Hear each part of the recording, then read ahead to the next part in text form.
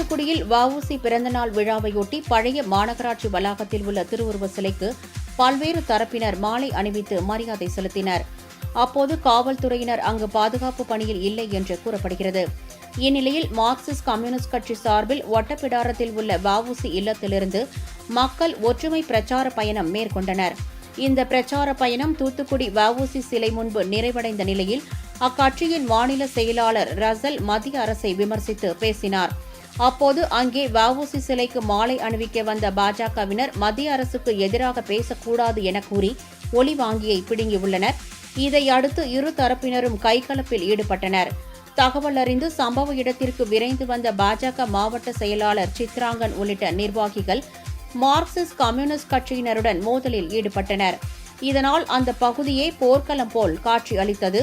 சம்பவ இடத்திற்கு வந்த மத்திய பாகம் காவல்துறையினர் இரு தரப்பினரையும் சமாதானப்படுத்தினர்.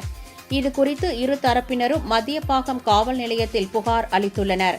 இதனால் அப்பகுதியில் பதற்றம் நிலவியது.